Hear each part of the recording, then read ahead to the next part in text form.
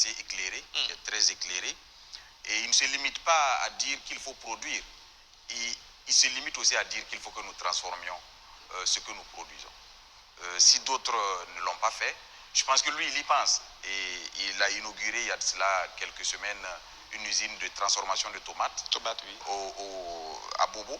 Et je pense que cela est une réalité. Une seconde à Yako et bientôt une troisième à Tenkodgo. Et d'autres usines suivent. Je pense que l'ambition du chef d'État, c'est de faire en sorte que le Burkina Faso puisse être souverain. Et quand il le dit, ce n'est pas juste la souveraineté politique.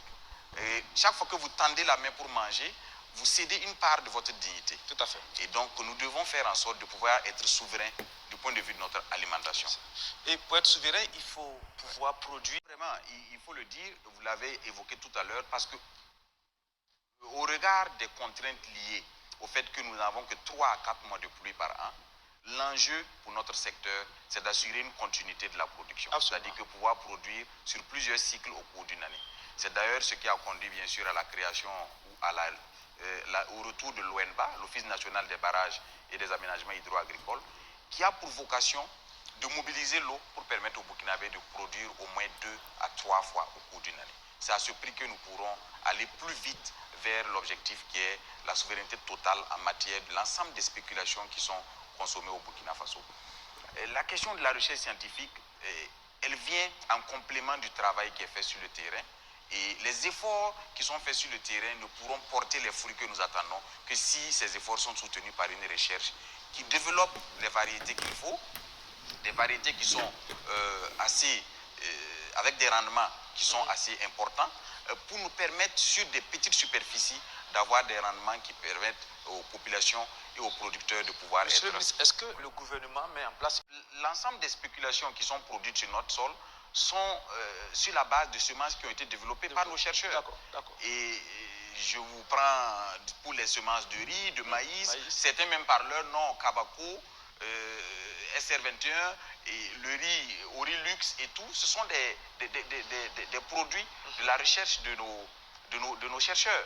Et je vous le dis, le blé avait fait l'objet de recherche de la part de nos chercheurs. Et ils étaient très avancés, mais comme on le dit souvent, les volontés politiques soutenant les efforts en matière de recherche, lorsque les volontés politiques ne suivent pas, les chercheurs sont obligés d'abandonner.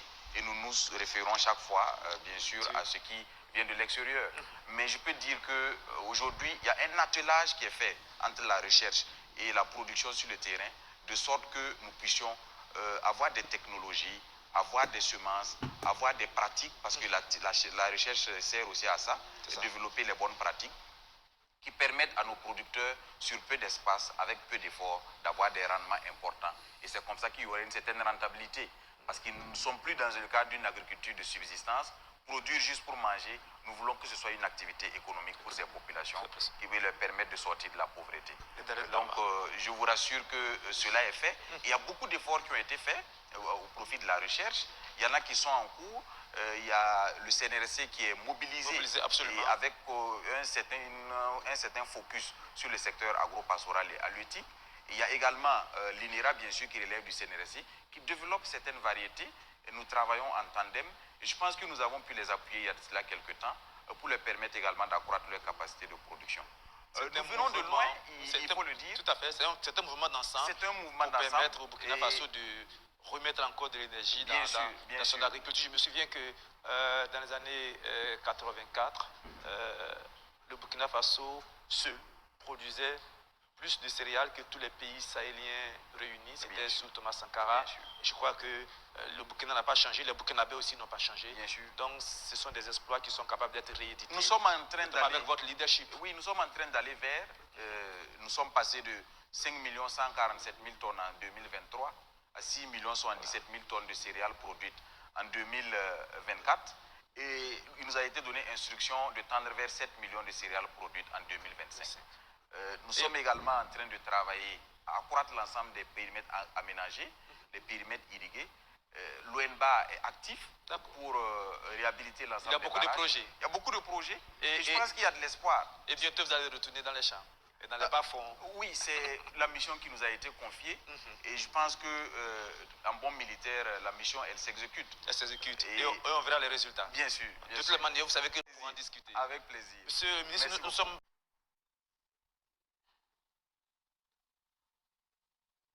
Le chef de l'État. Oui, très inspirant. Très inspirant de par son engagement, de par son énergie, de par sa détermination à servir ce peuple. Et même quand vous êtes fatigué, quand vous le voyez le mercredi au Conseil des ministres ou quand vous avez l'occasion en cours de semaine qu'il vous convoque sur un dossier, je pense que vous ressortez avec la batterie chargée. Et c'est cela qui nous inspire tous les jours, c'est cela qui nous donne la force de nous battre.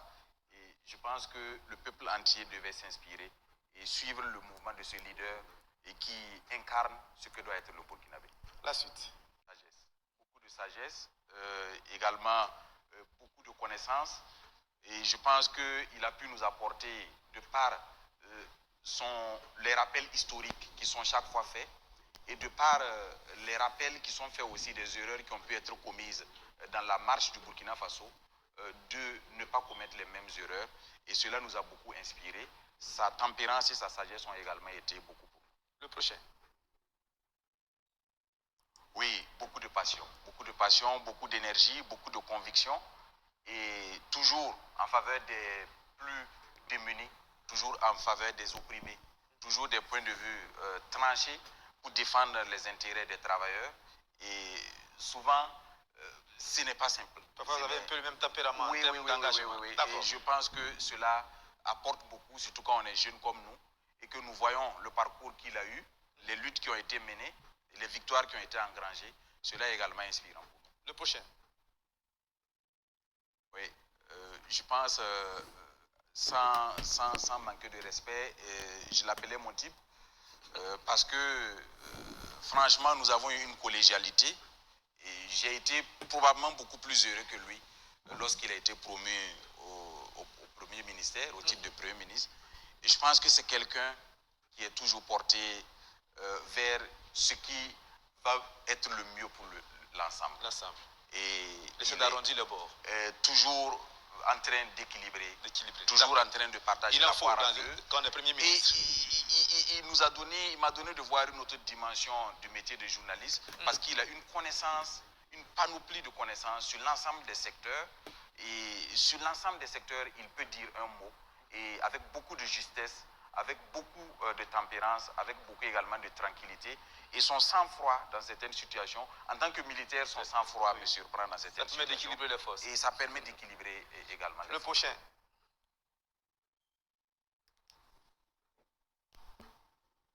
L'AES.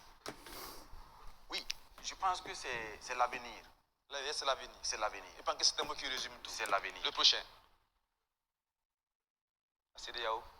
Oui, j'ai eu un séjour de quelques années dans un centre qui appartient à cette structure.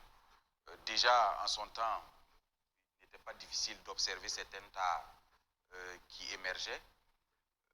Mais je pense qu'elle nous a enseigné qu'il fallait compter sur soi-même. D'accord. Le prochain. Oui, son Excellence le président Diomaye Faye, c'est également un modèle de persévérance, un modèle de lutte, un modèle de conviction, qui a cru, qui est resté droit dans ses bottes, qui a cru en son ambition et qui est resté juste, qui est resté constant également dans ses prises de position jusqu'à sa prise de pouvoir.